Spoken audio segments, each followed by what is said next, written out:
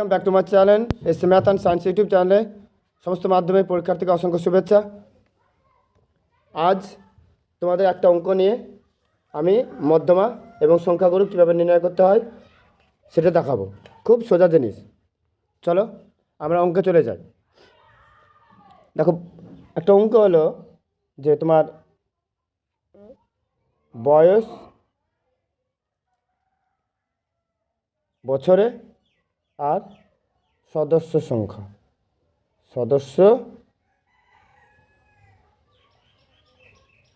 সংখ্যা তাহলে বয়স বছরে রেঞ্জ আছে 20 থেকে 30, 30 থেকে 40, 40 থেকে 50, 50 থেকে 60 আর 60 থেকে 70।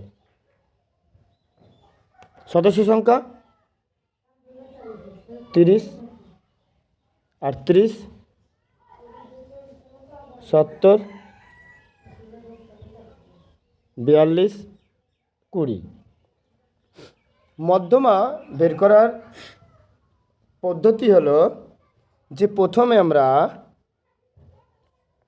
এটা কি দিয়েছে ফ্রিকোয়েন্সি পরিসংখ্যা ক্রমযৌগিক পরিসংখ্যা বের করব। তাহলে বয়স তোমাদের পরীক্ষার জন্য খুব ইম্পর্টেন্ট। বছরে, ঠিক আছে, আর সদস্য সংখ্যা যেটা এফ, আর এটা হলো ক্রমযৌগিক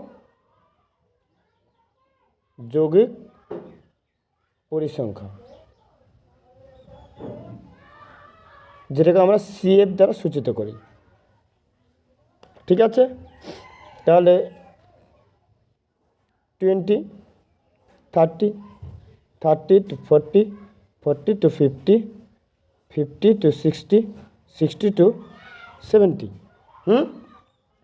সদস্য সংখ্যা কত? 30, 38, 70, 42, 20। ক্রমযৌগিক পরিসংখ্যা ইংরেজি আকারে কমিউলেটিভ ফ্রিকোয়েন্সি বের করার পদ্ধতি হলো যে এই প্রথমে বসে যাবে, তারপর এই কোনাকুনি যোগে বসবে। যেমন 30, 38 যোগ করলে 68, তারপর 68 আর 70, 68 প্লাস 70 যোগ করলে 8, আর 6 13, 6 আর 7 13, তারপর 138 প্লাস 42, তাহলে 180, আর 180 প্লাস 20, 200। শেষে যেটা বেরোবে সেটা হলো এন।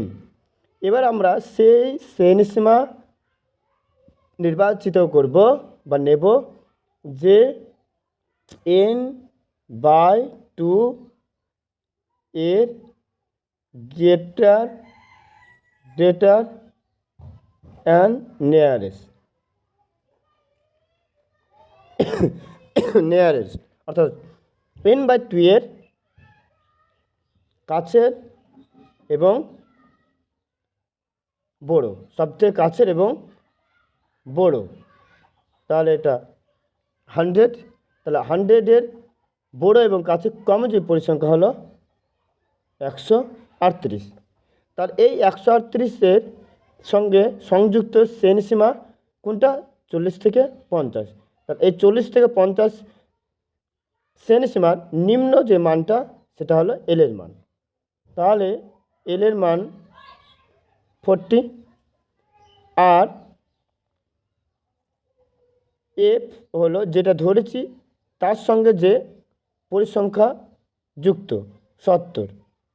ঠিক আছে, তারপর সিএফ হলো যেটা ধরেছি, অর্থাৎ যে ক্রমযৌগিক পরিসংখ্যা ধরেছি সে ক্রমযৌগিক পরিসংখ্যার আগের ক্রমযৌগিক পরিসংখ্যা হলো সিএফ।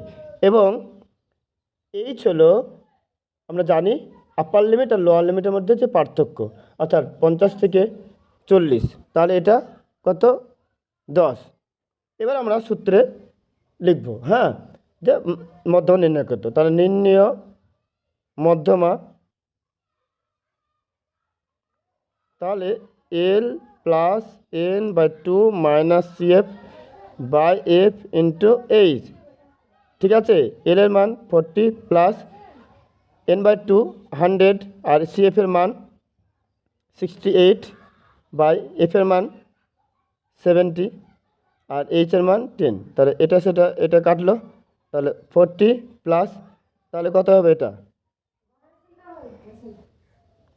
32, তাই না, বাই 7। তাহলে 7 দিয়ে 32কে ভাগ করতে হবে, তো 4 7 28, তাহলে 4। ঠিক আছে, তো দশমিক নিয়ে এখানে 0, তাহলে 5 7 35, 50, 7 7 49, 1। ঠিক আছে, তাহলে 40 প্লাস 4.57, তারপর কত যাবে 7 থেকে 7, তাই না, তাহলে এটা, তাহলে 40 প্লাস এটা কত হবে 44 পয়েন্ট মানে 0.57 প্রায়, যেহেতু 5-এর কম তাই এই 7-এর সঙ্গে 1 যোগ হবে না। ঠিক আছে, প্রায় লিখতে হবে। এটা হলো মধ্যমা নির্ণয়। ঠিক আছে, এই অঙ্কটারই তোমাদেরকে আমি সংখ্যাগুলো নির্ণয় করে দেখাচ্ছি। ঠিক আছে, সংখ্যাগুলো হলো যে অঙ্ক দিবে সেই অঙ্কের যে ম্যাক্সিমাম পরিসংখ্যা সেটাকে আমরা চয়েস করব। ম্যাক্সিমাম পরিসংখ্যা হলো এইটা। ঠিক আছে, এটা হলো তোমার 70, অর্থাৎ ম্যাক্সিমাম পরিসংখ্যা।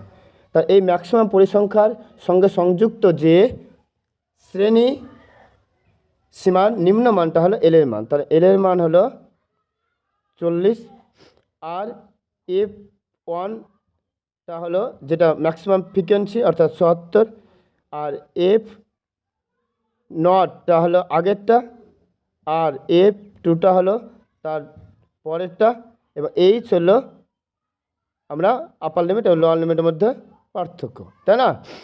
তাহলে নির্ণয় সংখ্যা গুরু মান,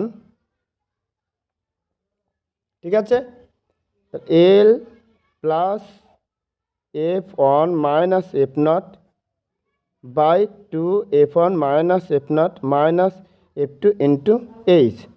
তাহলে এল এর মান কত 40 প্লাস F1 এর মান 70 আর F0 38 বাই, তাহলে 2 দিয়ে F1কে গুণ, তাহলে 140 মাইনাস 38 মাইনাস F2 42 ইন্টু 10। তাহলে দেখো 40 প্লাস, তাহলে এটা কত হবে 40, তাহলে 32, তাই না, 32 গুণিত 10 আর 140 থেকে এটা 10 70, তাই না, তাহলে 70 হবে 70। এটা কাটলো 0, তাহলে 40 প্লাস, তা কী হবে 40 প্লাস প্লাস 4.571, তাহলে 40 প্লাস 57 প্রায়। দেখো একটা অঙ্কতে তোমাদের মধ্যমা আমি সংখ্যাগুলো মান বুঝিয়ে দিলাম, পরীক্ষার জন্য ভেরি ভেরি ইম্পর্টেন্ট। আমার চ্যানেলটি লাইক কমেন্ট শেয়ার সাবস্ক্রাইব করে তোমরা পাশে থাকবে।